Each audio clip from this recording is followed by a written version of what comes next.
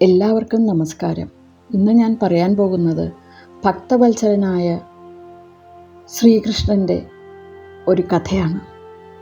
ഒരു ദിവസം രുക്മിണി ദേവി കണ്ണൻ്റെ അടുത്തേക്ക് ചെന്നപ്പോൾ ഏതോ ആലോചനയിൽ മുഴുകി ഭഗവാൻ ഇരിക്കുന്നത് കണ്ടു. സന്തോഷത്തോടെ കണ്ണൻ വൃന്ദാവനത്തെയും രാധയെയും ഗോപഗോപി വൃന്ദങ്ങളെയും കുറിച്ച് ഓർത്ത് സന്തോഷിച്ചിരിക്കുകയാണെന്നാണ് രുക്മിണി ദേവി കരുതിയത്. അങ്ങ് വൃന്ദാവനത്തിലെത്തിയോ? ഇല്ല പ്രിയേ, ഞാൻ എൻ്റെ ഭക്തൻ്റെ കൂടെയായിരുന്നു. അത് കേട്ടപ്പോൾ ദേവിക്ക് ഉത്സാഹമായി. ഭക്തന്മാരുടെ വിശേഷങ്ങൾ കേൾക്കാൻ രുക്മിണി ദേവിക്ക് വലിയ ഇഷ്ടമാണ്. നാഥ, ആ വിശേഷങ്ങൾ കേൾക്കാൻ എനിക്കും ആഗ്രഹമുണ്ട്, ദേവി പറഞ്ഞു. ഭക്തനെക്കുറിച്ച് പറയാൻ കണ്ണനും ഉത്സാഹമാണ്. തമിഴകത്ത് എന്നെക്കുറിച്ച് പാടിയിരുന്ന ഒരു ഭക്തൻ ഇവിടെ ഉണ്ടായിരുന്നു. കണ്ണൻ കഥ പറഞ്ഞു തുടങ്ങി. രുക്മിണി ദേവി സന്തോഷത്തോടെ മൂളിക്കേട്ടു. കഥ പറയുമ്പോൾ മൂളി കേൾക്കണം, അതാണ് കണ്ണനിഷ്ടം.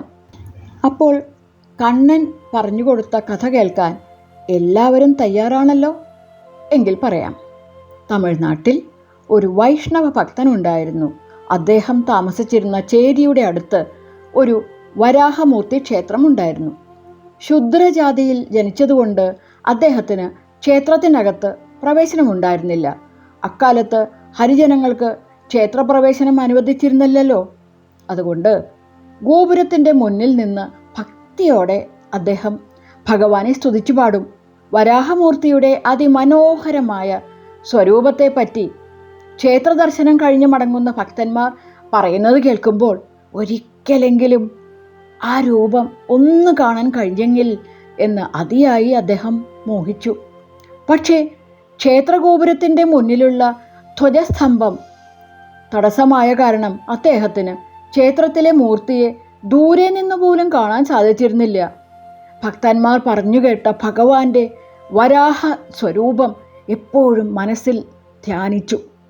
ഒരിക്കൽ അദ്ദേഹം എന്തോ ആവശ്യത്തിന് അയൽ ഗ്രാമത്തിൽ പോയി തിരിച്ചു വരുമ്പോൾ ഒരു കാട്ടുവഴിയിൽ എത്തി.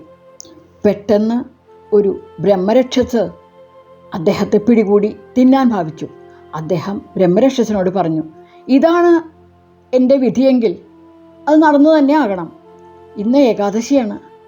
ഞാൻ ഭഗവാനെ കാണണമെന്ന അതിയായ മോഹത്തോടു കൂടി വരികയായിരുന്നു. ഏതായാലും എന്നെ തിന്നാൻ പോവുകയല്ലേ, എങ്കിൽ അത് ഭഗവാനെ ദർശിച്ച് തിരിച്ചു വന്നതിന് ശേഷം ആയിക്കൂടെ? ഇത് കേട്ട് ബ്രഹ്മരക്ഷസ് പറഞ്ഞു, പ്രാണഭയം കൊണ്ട് നീ നുണ പറഞ്ഞ് രക്ഷപ്പെടാൻ നോക്കുന്നതല്ലേ? നിന്നെ വിട്ടയച്ചാൽ ഒരിക്കലും തിരിച്ചു വരികയില്ല.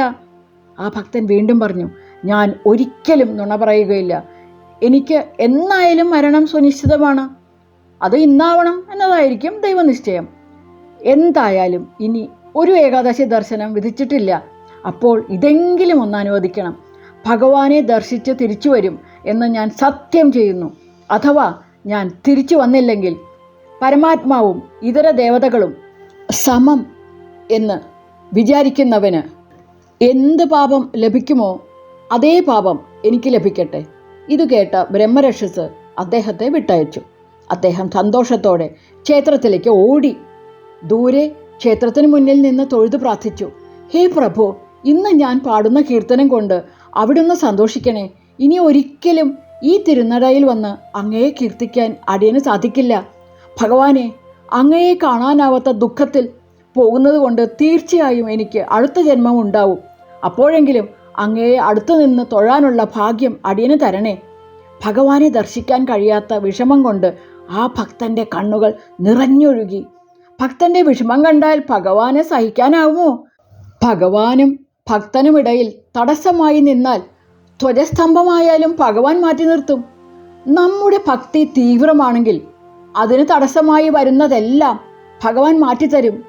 ഭഗവാൻ ഉടനെ ധ്വജസ്തംഭത്തോട് അല്പം മാറി നിൽക്കാൻ ആവശ്യപ്പെട്ടു. ധ്വജസ്തംഭം മാറി നിന്നു. അതിമനോഹരമായ വരാഹമൂർത്തിയുടെ സ്വരൂപം ആ ഭക്തന് കാണുവാൻ സാധിച്ചു. അദ്ദേഹം ആനന്ദ നൃത്തം ആടിക്കൊണ്ട് സ്തുതിഗീതം പാടി. അതിനുശേഷം ഭഗവാനോട് അനുവാദവും ചോദിച്ച് മടങ്ങി. ബ്രഹ്മരക്ഷസിൻ്റെ കാരുണ്യം കൊണ്ടാണ് തനിക്കിപ്പോൾ ഈ ഭഗവത് ദർശനം സാധ്യമായത്. അതുകൊണ്ട് എത്രയും പെട്ടെന്ന് പറഞ്ഞ വാക്ക് പാലിക്കണമെന്ന് ചിന്തിച്ചുകൊണ്ട് തിരിച്ചു പോകുന്ന വഴി ഭഗവാൻ ഒരു ബ്രാഹ്മണന്റെ വേഷത്തിൽ എതിരെ വന്നു. ബ്രാഹ്മണൻ പറഞ്ഞു, താങ്കൾ ഇപ്പോൾ ആ കാട്ടിനകത്തേക്ക് പോകരുത്, അവിടെ മനുഷ്യമാംസം തിന്നുന്ന ഒരു ബ്രഹ്മരക്ഷസുണ്ട്. ഭക്തൻ വിനയത്തോടെ പറഞ്ഞു, ഇന്ന് ഞാനാണ് ബ്രഹ്മരക്ഷസിൻ്റെ ഭക്ഷണം, അതുകൊണ്ട് എനിക്ക് അവിടെ പോകാതിരിക്കാനാവില്ല. ഇതുകേട്ട ആ ബ്രാഹ്മണൻ അതിശയം അഭിനയിച്ചുകൊണ്ട് ചോദിച്ചു, എന്ത്, താങ്കൾ സ്വയം ആ ബ്രഹ്മരക്ഷത്തിന് ഭക്ഷണമായി തീരുകയോ? അദ്ദേഹം ഉണ്ടായതെല്ലാം ബ്രാഹ്മണനോട് പറഞ്ഞു.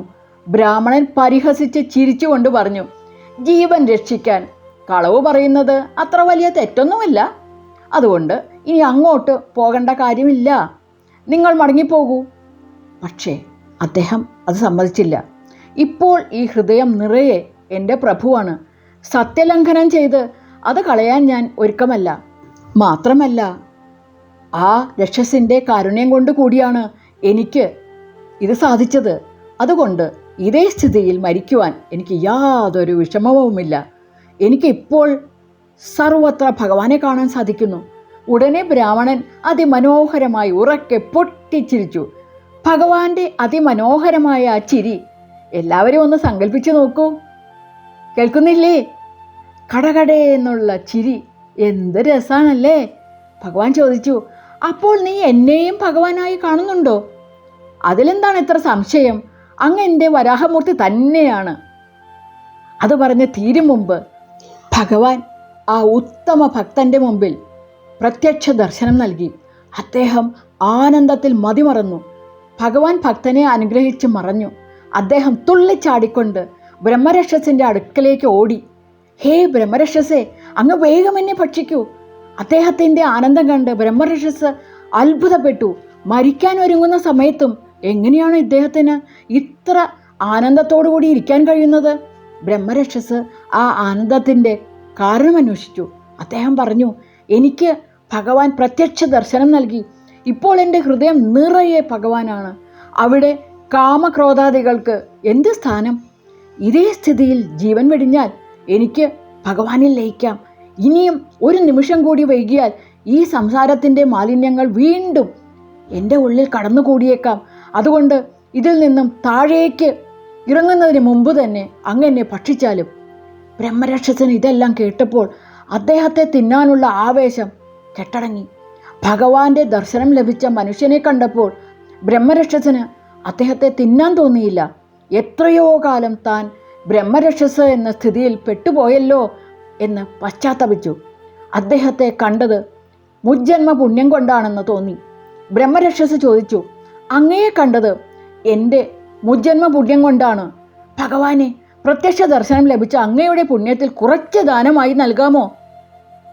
ഇതുകേട്ട് അദ്ദേഹം സന്തോഷത്തോടെ പറഞ്ഞു, അങ്ങ് എന്നെ വധിക്കാതെ വിട്ടയച്ചത് കൊണ്ടാണ് ഇന്ന് എനിക്ക് ഭഗവാന്റെ മുന്നിൽ നിന്ന് പാടാൻ കഴിഞ്ഞത്.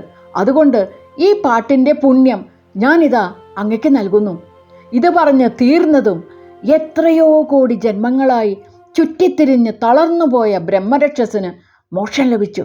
ഇതാണ് ദൃഢമായ ഭക്തിയുടെയും സത്സംഗത്തിൻ്റെയും മഹത്വം.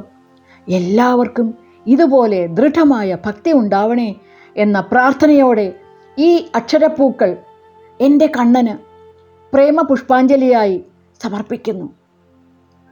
രാധേ കൃഷ്ണ, രാധേ കൃഷ്ണ.